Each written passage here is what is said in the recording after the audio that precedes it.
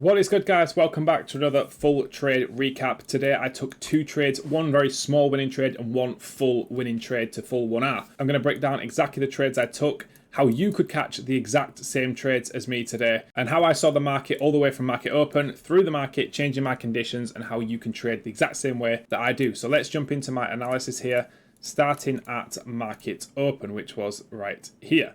So coming into the day, I was very much bearish. What's the reason for this? So as you can see, to start with, just using your basic common sense of market structure, we're displacing lower, we are disrespecting bullish fair value gaps, and we are also respecting bearish fair value gaps. If you look as well, we're respecting the hourly at the top of the range right here, this hourly down here as well, we are respecting. And what do we have resting below as a clear draw on liquidity? We have this unfilled weekly gap, which in my personal analysis, I would like to see this tapped for prices to then continue higher, up towards all-time highs and the general direction of the market. So I was looking for this weekly gap during this session. Unfortunately, we did not get the cleanest of setup to there. Now, the first potential trade here, let's play a price from open. So the first potential trade I looked at was this short here. You can see we put in this 1 minute gap.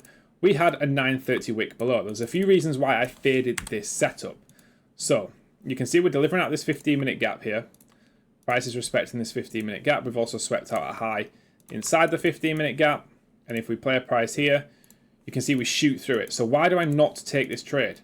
Now, the reason for this is because I had my position tool lined up around here. So I was ready to take a trade like this. Target a 1-to-1 just past the 930 wick. Now, look where the candle closed, right? So I would have been targeting a 1-to-1, basically towards fresh air here. Obviously, we did have the weekly low below. But the real reason I didn't take this trade is because this 930 wick right here is my break-even point. But why is it my break-even point? This 930 wick will then take us back into this 4-hour fair value gap. So price will be delivering again from this 4-hour gap when we re-sweep that wick. So I was not willing to take this trade. I was not willing to battle with a 4-hour gap. So I simply waited for something better. As you can see, this would have hit my break-even straight away. And then I would have got break even anyway. Because it was so close, I didn't feel the need to risk my capital on this trade.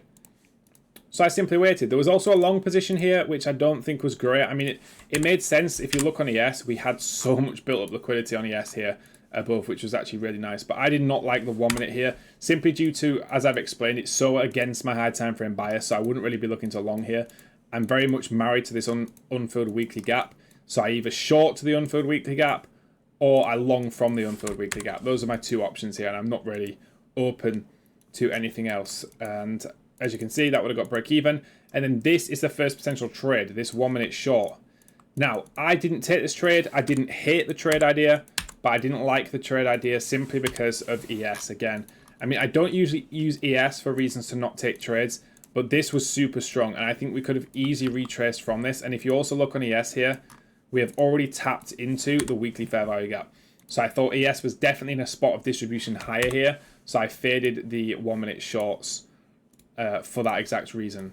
And they did end up working super nicely, but I simply waited for my setup, which gave me more conviction.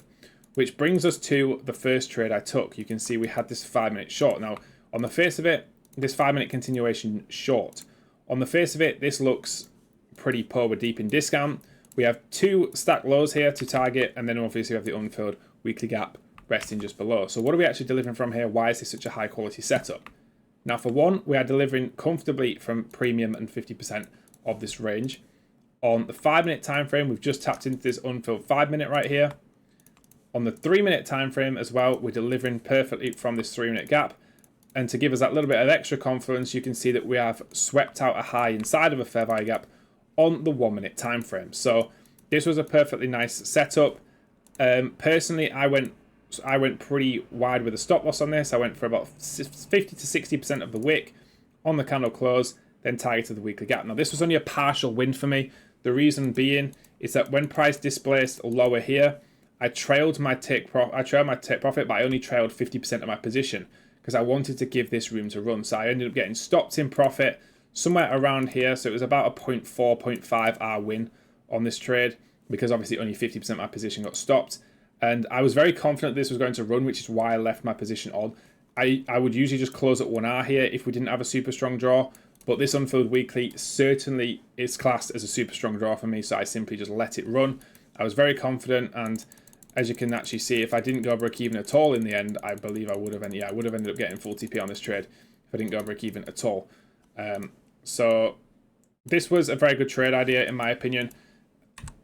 Unfortunately, break even / very small win.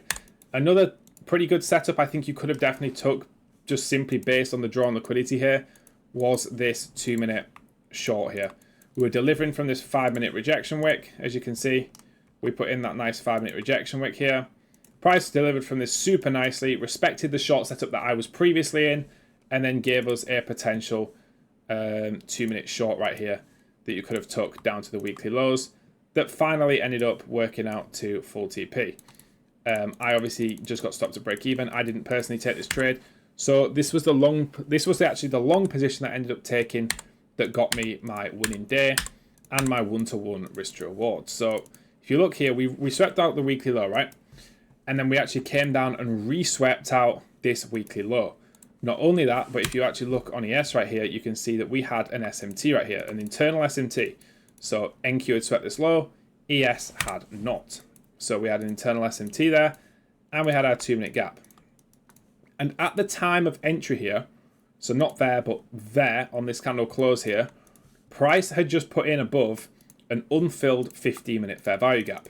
Now this is actually a confirmed draw on liquidity. And what does that mean? So what actually is a confirmed draw on liquidity? So you may have heard this be referred to as an agreed upon draw or a confirmed upon draw on liquidity. So it's basically an area of price or a draw on liquidity that is guaranteed to hit through your analysis, whether price is bullish or bearish. So you can see that we've had a nice reaction here from initially tapping into this unfilled weekly gap. So this 15-minute above, if price is going to reverse and be bullish, obviously this 15-minute is going to get hit and then we'll continue bullish, right? But if price is going to be bearish and continue lower here, since we've dumping so strong and we've just hit a super strong level, you would expect that retrace from price to this unfilled 15-minute gap to then deliver prices lower. So regardless of whether price is going to be bullish or bearish here, we would anticipate this unfilled 15-minute fair value gap to be hit, which is why long into this confirmed draw on liquidity makes a lot of sense. On top of this, if we go to ES here, you can see that we have really nice stacked liquidity from earlier that we have still been generating. So this was a really nice confluence for my potential long position here. So we had an SMT, we had a confirmed upon draw that I could target.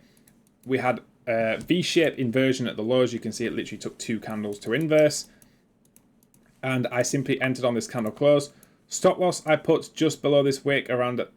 Yeah, it was around a 25-point stop on this huge wick as I knew we shouldn't come back down there. And I simply targeted a 1-to-1 this trade. There will be my live executions for this trade as either a short or on my Instagram as well. So as you can see, a little bit of drawdown here. We did actually invalidate the S&T with the S, but then price ended up racing up to my full take profit here for a 1-to-1 risk to reward. And that is the reason I stayed on until just after 11, is because I really like the idea of longs from this unfilled weekly because I definitely anticipated some type of retrace. Let me know in the comments how you guys got on today. If you want to ask me any questions about this day's worth of trading, make sure to join my Discord anyway, and you can ask any questions in there and DM me from my Discord. There's trade recaps every day in there. And make sure to subscribe for more free educational content, and I'll see all of you guys in the next YouTube video.